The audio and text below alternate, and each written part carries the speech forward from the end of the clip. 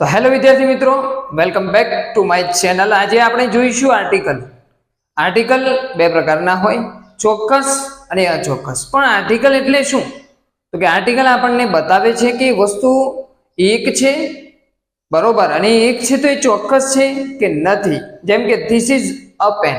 અ મતલબ એટલે કે એક પેન છે. ધીસ ઇઝ ધ પેન, તે પેન છે, પણ કેવી કે ચોક્કસ છે.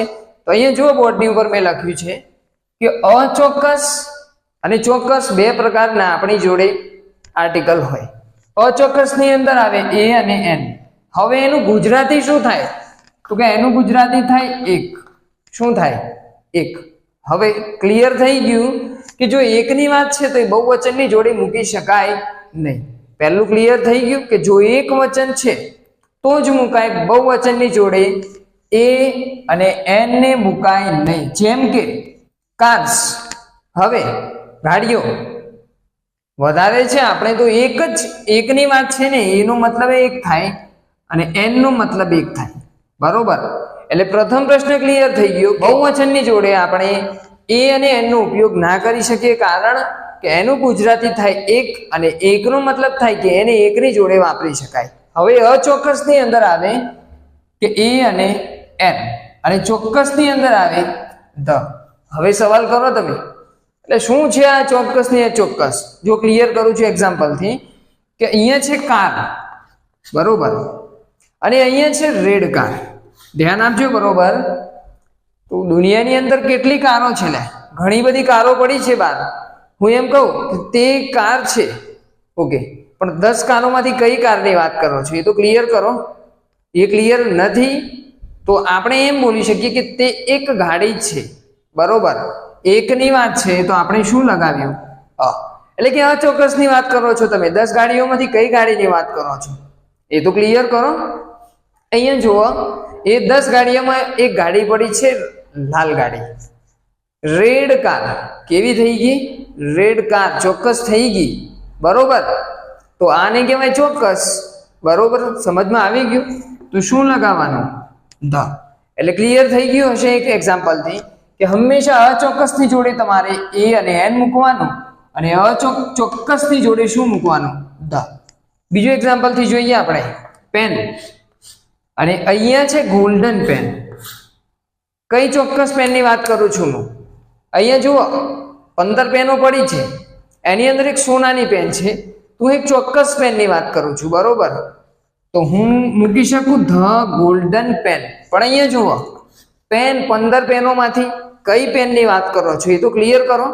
એ ક્લિયર નથી, માટે આપણે શું મૂકી શકીએ? A pen. જુઓ, ધ્યાન આપો, બરોબર.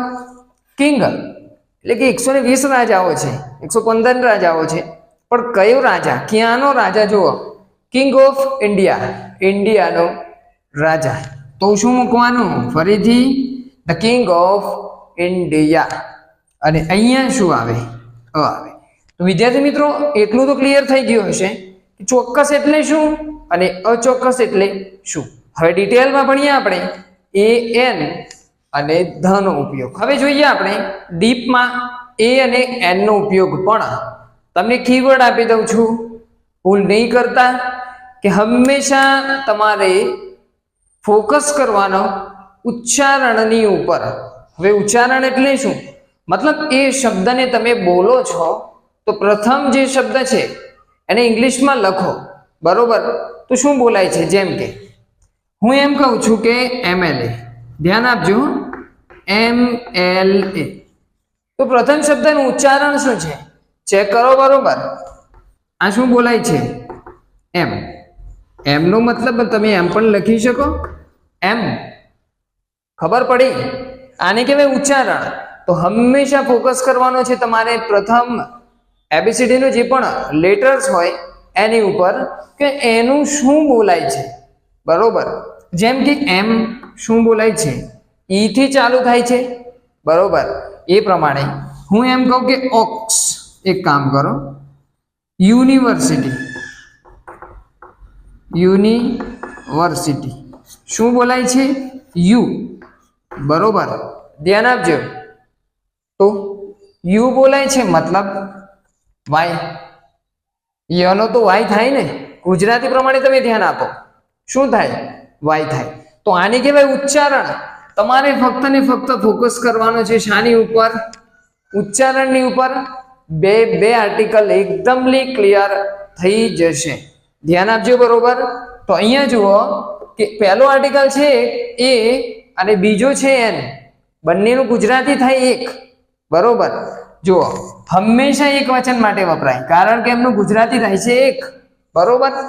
અને હંમેશા ગણી શકાય એવી વસ્તુ માટે વપરી શકાય. જેમ કે હું એમ કહું વોટર, ઓકે, અ વોટર બોલાય? એક પાણી કે ના બોલાય? કારણ કે તો જથ્થાની અંદર માપવું પડે, અને 1 2 3 એવી રીતે માપી શકાય નહીં. મતલબ કે ગણી ન શકાય એવી વસ્તુની આગળ તમે વાપરી ન શકો, બરોબર? ધ્યાન આપજો. તો જુઓ, એનો ઉપયોગ થાય ક્યાં? તો કે વ્યંજનની ઉપર, એટલે કે કોન્સોનન્ટ્સ હોય. હવે એ નથી જોવું આપણે, પણ એનનો ઉપયોગ ક્યારે થાય? આપણે બોલતા હતા નાના હતા ત્યારથી, એન એપલ, બરોબર? An orange, an owl. તો આ બધું કેમ બોલતા હતા? સ્વર હોય ને હંમેશા, તો આપણે બોલવાનું એન આગળ, બરોબર? સ્વર કયા કયા? ફક્ત 5 લેટર તમારે યાદ રાખવાના છે. કયા કયા? એ, ઈ, આઈ, ઓ અને યુ.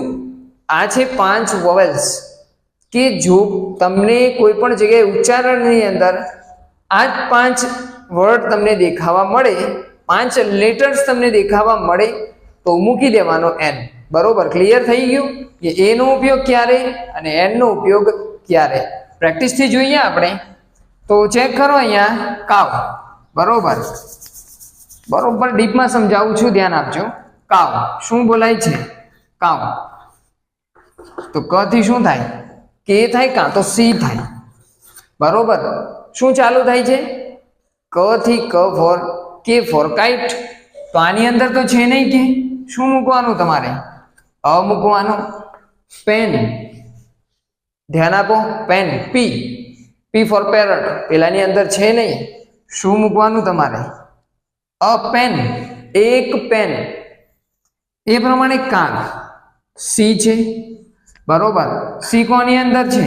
વ્યંજનની અંદર. તો શું આવે? એ આવે. યુનિવર્સિટી, ધ્યાન આપજો હો, બરોબર? આની અંદર ફરીથી ક્લિયર કરું તમને કે શું લખેલું છે? યુનિવર્સિટી બોલજો. યુ બોલાય છે, અને યનો મતલબ થાય આપણે લેટર્સની અંદર વાય. હવે વાય અહીંયા છે કે અહીંયા છે? ક્યાં છે વાય? આની અંદર તો છે નહીં, તો શું મૂકવાનું? અ યુનિવર્સિટી. ભૂલ નહીં કરતા, યુ ને જોઈ અને યુ અહીંયા છે, મૂકી દો. અરે એમ ના મુકાય. તમને કહ્યું મેં કે ઉચ્ચારણ જોવાનું પહેલા અને પછી મૂકવાનું. શૂઝ, શ બોલાય છે, બરોબર? S, H. એ તો છે નહીં, ક્લિયર છે. પણ હંમેશા તમને કન્ફ્યુઝ થઈ જાવ એવા જ પ્રશ્નો કરશે પેપરની અંદર. અહીંયા જુઓ, આઉલ શું છે? ઓ, બરોબર? આઉલ બોલાય છે અ થી, તો શું મૂકવાનું? એન. ધ્યાન આપજો. અવર. હવે એચ છે, તો તમે શોધશો કે એચ અહીંયા છે કે નહીં. નથી, મૂકી દો એ. ક્લિયર છે? કરેક્ટ છે? અલ્યા નથી. જો હું બતાવું, આનું ઉચ્ચારણ ચેક કરો. શું બોલાય છે? અવર. શું બોલાય છે? અવર એટલે કે કલાક, બરોબર? અમારું નહીં હો, અવર એટલે કલાક. અને અ થી શું થાય? અનો એ થાય, અને એ ક્યાં છે? સિમ્પલ ઓવેલ્સની અંદર છે, તો મૂકી દો એન.